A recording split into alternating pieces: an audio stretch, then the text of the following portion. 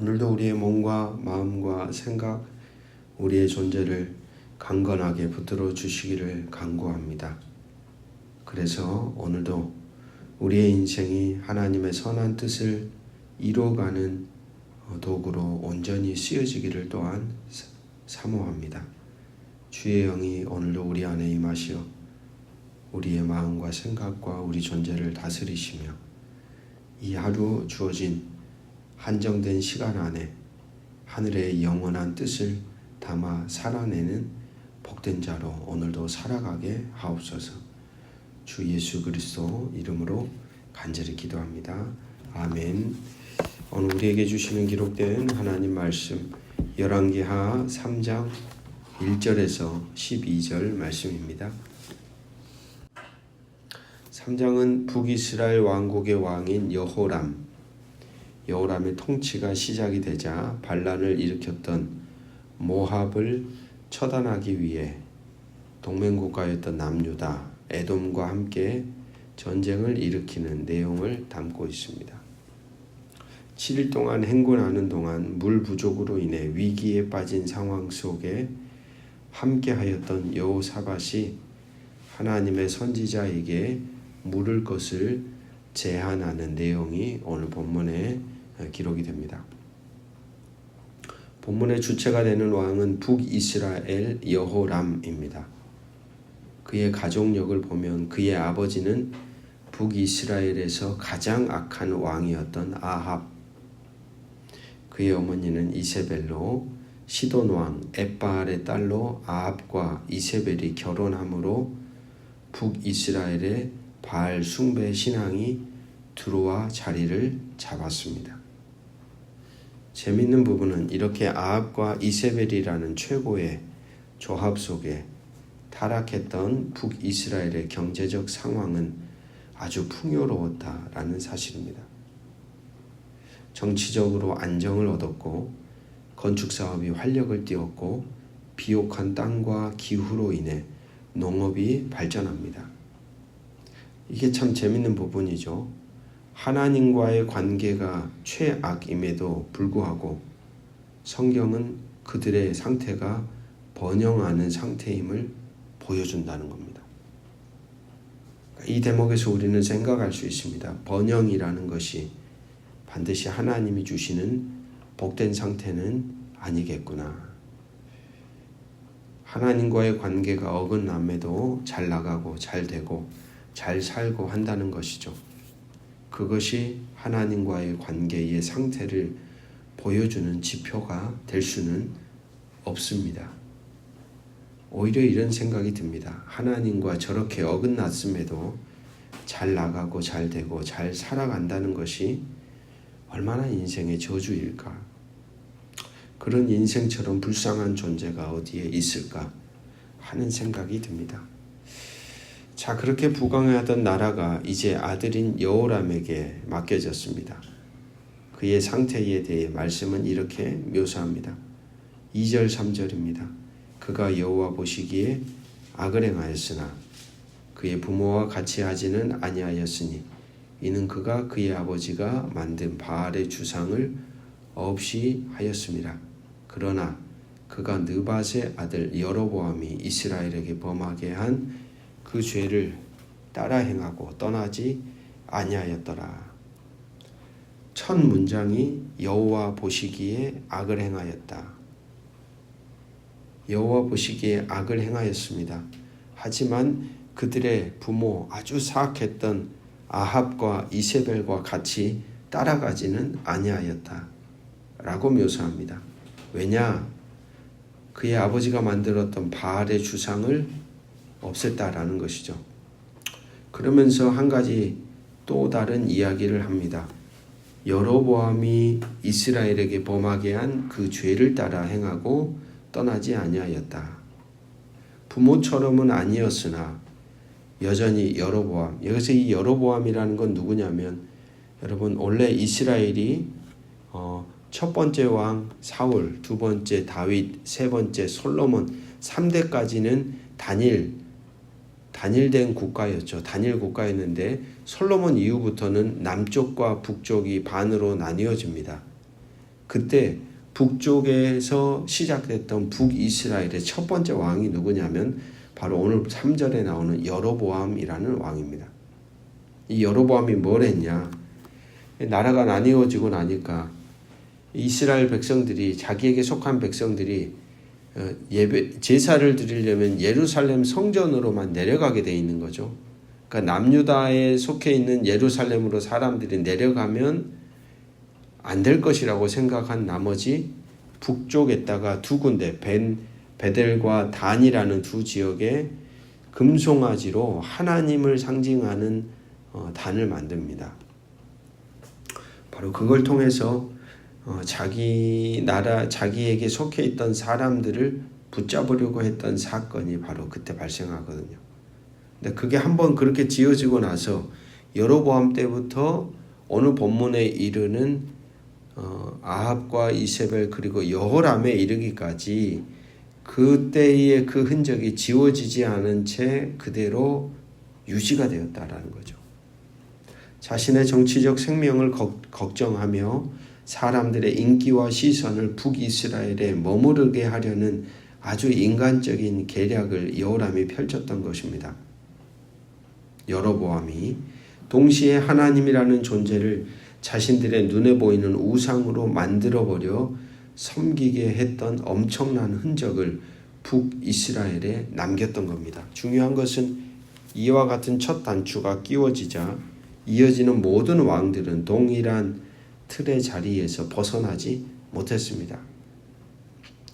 인생이란 길을 만드는 흔적입니다. 그 길은 내가 걷는 길이며 동시에 누군가가 뒤따라 걸어오도록 만드는 길이죠. 오늘 이 자리에 계신 여러분들 모두, 오늘 말씀을 듣는 우리 모두는 나만의 길을 만들어가고 있습니다. 하지만 그 길은 또 누군가에게 보여지는 길이 되지요. 그렇게 그 길은 아무렇게나 만들어서는 안 됩니다. 누군가에게 영향을 끼치기 때문입니다.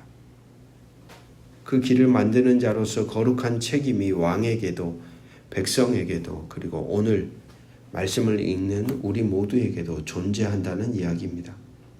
오늘 우리가 만들어가는 길이 하나님을 바로 보지 못하게 하고 왜곡시키고 탈선하게 하는 길이 되지 않고 우리와 관계 맺어진 어느 누구나 우리를 구원하신 하나님을, 우리에게 사랑과 은총과 자비를 베푸시는 하나님을 바로 보도록 인도하는 거룩한 인생의 길을 오늘도 우리가 새겨가기를 주의 이름으로 축복합니다. 아멘. 유다의 여호사밧과 북이스라엘의 요람은 우호적인 동맹관계를 맺었던 것으로 보입니다. 아마도 이전에 있었던 여호사밧 그리고 북이스라엘의 아합의 동맹관계의 연장선상에 있는 것처럼 보입니다. 늘 모든 관계는 후대에도 영향을 미칩니다. 좋은 것도 나쁜 것도 순간순간 맺어가는 관계는 그래서 중요합니다. 남유다 북이스라엘 거기에다 에돔이라는 동맹군들이 함께 광야의 길을 가는데 물이 떨어졌습니다. 10절입니다. 이스라엘 왕이 이르되 슬프다 여호와께서 이 세 왕을 불러 모아 모압의 손에 넘기려 하시는도다. 하나님과의 관계가 희미해지면 자신이 선 자리 상황에 대해선 참으로 엉뚱한 해석을 하게 됩니다. 넘기려 하시는도다. 물 없는 상황 자체가 그들을 죽이려는 하나님의 의도라고 생각했던 여호람 왕의 생각과는 다르게 12절을 보시면 여호사밧은 이렇게 이야기합니다.